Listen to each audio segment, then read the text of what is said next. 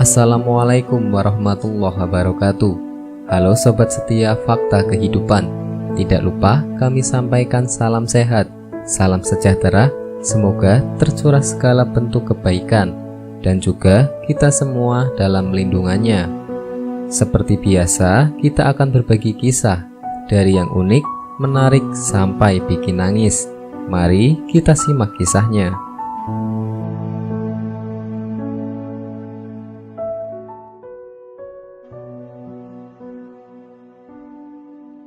Kisah nyata. Sebelum tidur senantiasa membaca 100 kali sholawat. Hal aneh pun terjadi menjelang wafat.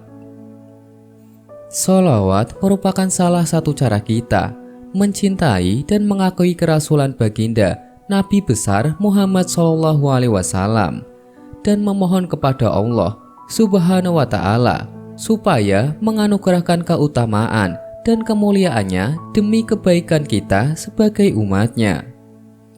Dalam hal ini, nampak jelas bahwasanya hakikat sholawat bukan hanya sekedar menyandungkan madah kepada baginda Nabi akhir zaman saja, melainkan juga memiliki sisi lain, yaitu bermunajat kepada Sang Halik sebagai Raja Semesta Alam.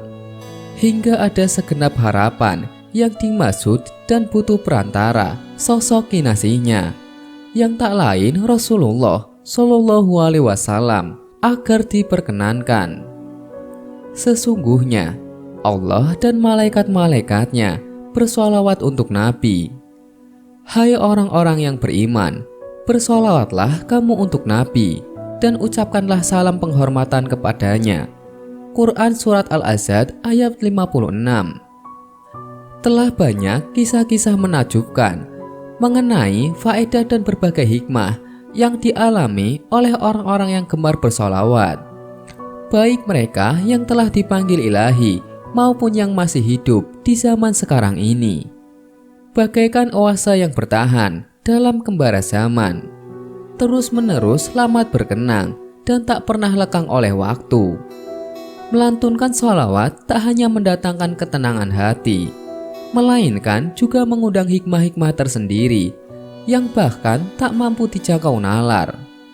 Sebagaimana yang diceritakan dalam suatu kisah yang disadur dalam buku 114 kisah nyata, doa-doa terkabul, karya Tauhid Nur Azhar dan Sulaiman Abdurrahim. Begini kiranya. Al-Kisah, seorang ulama zuhud bernama Muhammad Abdullah bin Mubarak keluar dari rumahnya untuk menunaikan ibadah haji. Di sana, beliau menyaksikan pemuda yang begitu larut dalam melantunkan sholawat yang disenandungkannya. Demikian juga, tak kalah di Mina dan Padang Arafah, Abdullah mendapati pemuda itu yang asik saja dalam melantunkan sholawatnya. Hai pemuda, tegur Abdullah kepada pemuda tersebut. Setiap tempat ada bacaannya sendiri. Mengapa engkau tidak malah memperbanyak sholat dan doa padahal itu yang lebih dituntut? Sedangkan engkau semenjak tadi hanya asik bersolawat saja. Saya memiliki suatu alasan tersendiri mengapa saya begitu khusyuk dalam bacaan sholawat, jawab pemuda itu. Saya beranjak dari tanah air Khurasan bersama bapak saya untuk menunaikan ibadah haji. Setiba kami di Kufah, bapak saya terserang penyakit parah hingga ia menghembuskan nafas terakhirnya di hadapan saya sendiri. Lantas saya tutup wajahnya dengan kain sarung yang ada. Dan malangnya apabila saya buka kembali kain sarung itu, wajah bapak saya telah bertukar menjadi himar atau keledai. Bagaimana saya memberitahu kepada orang-orang ikhwal meninggalnya bapak saya, sedangkan wajahnya kini begitu hina dan memalukan. Kemudian saya duduk termenung di sisi mayat ayah saya, dalam kebingungan hingga tertidur dan bermimpi. Dalam mimpi itu, saya bertemu dengan pemuda yang memakai penutup muka yang sangat baik akhlaknya. Dia lantas membuka penutup muka itu, seraya menatap saya dan berkata, "Mengapa engkau bersedih dengan apa yang telah terjadi?" Saya menjawab, "Bagaimana saya tidak bersedih, sedangkan dialah orang yang paling saya sayangi." Lanjutnya, pemuda itu kemudian mendekati mayat ayah saya dan mengusap wajahnya hingga berubah menjadi sedia kala.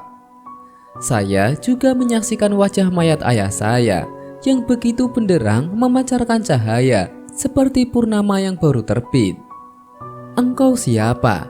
tanya saya kepada pemuda tampan itu. "Saya yang terpilih, Muhammad." Kemudian saya memegang jemarinya dan berkata, "Wahai Tuan, beritahu saya bagaimana peristiwa ini bisa terjadi." "Sesungguhnya ayahmu seorang pemakan harta riba. Allah telah menetapkan hukuman bagi mereka agar ditukar wajahnya menjadi wajah keledai yang hina di dunia tetapi tidak di akhirat. Semasa hayatnya juga, ayahmu termasuk orang yang gemar bersolawat kepadaku sebanyak 100 kali sebelum tidur. Jadi saat amalan umatku dipertontonkan, malaikat telah menyampaikan kondisi ayahmu kepadaku. Aku telah memohon izin kepada Allah untuk memberi syafaat kepada ayahmu. Dan demikian, aku datang untuk memulihkan wajah ayahmu sebagaimana sedia kala." Semoga kisah di atas bisa diambil pelajaran dan bermanfaat untuk penonton semua, yakni dengan senantiasa membaca sholawat bisa memberikan syafaat pada kita baik di dunia maupun di akhirat. Subhanallah. Wallahu a'lam bishawab.